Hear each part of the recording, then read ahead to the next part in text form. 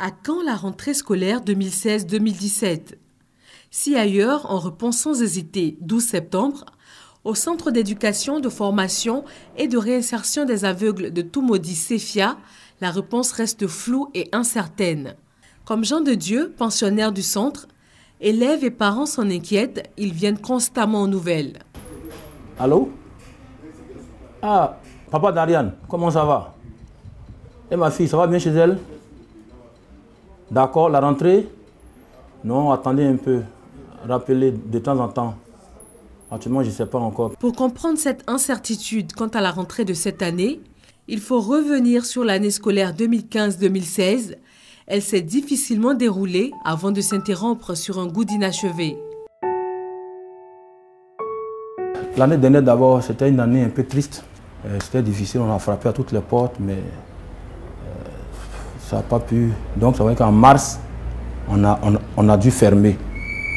Mais quand on a fermé, ceux qui ont plus perdu, c'est ceux qui étaient ici, les enfants du CP1 au CE2, ils sont carrément rentrés. Mais ceux qui étaient dans le lycée et au collège, on les a pris chez nous à la maison. On les a partagés chez nous à la maison et c'est chez nous qu'ils dormaient. Moi, j'avais 8 enfants chez moi à la maison, en plus de ma famille. J'étais obligée de le prendre, de le laisser, de le garder à la maison. Et puis, chaque matin, l'accompagner à l'école, puisqu'il est au collège catholique. C'est pas facile. Parce que les brailles, c'est pas facile. Nous qui ne connaissons pas les brailles, comment l'aider dans les signes, dans les études, comment, bon, il pose des questions souvent, mais je réponds comment. Là où j'étais, c'était une tutrice, elle est prophétesse. Et il faut dire qu'à la maison, c'est pas trop ça. C'est pas comme au centre. En tout cas, j'étais le seul non-voyant. Et quand c'est comme ça, pour me déplacer, parce que l'école où j'étais avec la maison, je me déplace seul, je vais seul. Donc, c'est pas facile. Les 39 élèves et pensionnaires du CEFIA vivent dans un environnement totalement inadapté. Nous sommes là dans le dortoir des garçons. Et vous voyez un peu les matelas, l'état des matelas. J'ai 10 lits superposés pour 38 enfants. Donc vous voyez que souvent ils dorment à deux, ou même d'autres se couchent dans les allées. Les salles de classe et les dortoirs sont obsolètes et sans plafond. Le volet médical, lui, n'existe pas.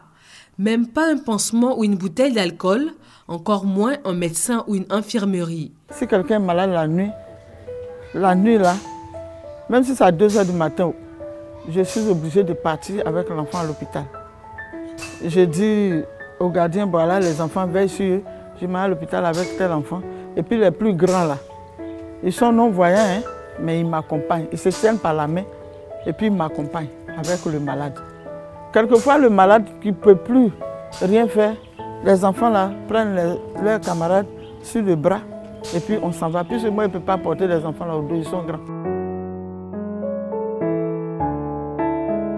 Les conditions de restauration ne sont pas meilleures. L'handicap, c'est qu'on a mis des grilles là. Maintenant, les grilles sont déchirées. Les grilles sont parties. Donc, quand les enfants de l'autre côté jouent au ballon, ou bien quand ce sont des enfants, s'ils lancent du sable comme ça, souvent ça verse dans leur plat et puis le plat est gâté. Je suis obligée de changer le plat. S'il n'y a plus de riz, il va aller se coucher comme ça. Ou bien il va payer de la ticket. S'ils sont en train de pleurer, là, ça fait pitié.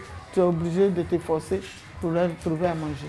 Si pour ces enfants malvoyants et non-voyants, les conditions d'apprentissage, de restauration et même de sommeil sont difficiles, distraction et loisirs sont des notions carrément inexistantes. Quand il n'y a pas d'école, ils causent. Il y a des enfants qui ramassent les boîtes par derrière. Puisqu'ils sont dedans, on est toujours dedans. Donc il n'y a pas de distraction, il n'y a rien. Ils n'ont pas de jeu. Ils n'ont pas de jeu. Ils n'ont même pas de ballon. Le centre d'éducation, de formation et de réinsertion des aveugles de Toumaudi manque de tout. Le directeur est à bout de souffle, il appelle à l'aide. Depuis 1999 que je suis dans ce centre,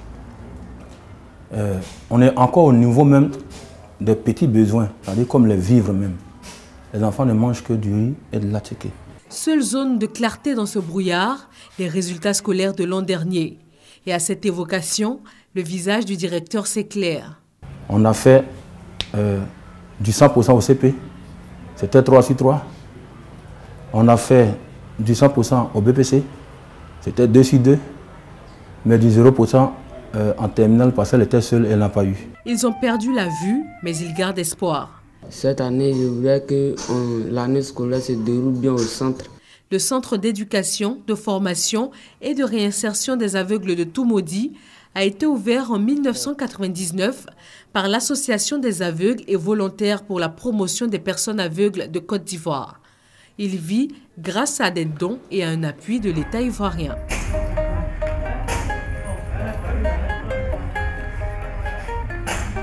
Oui,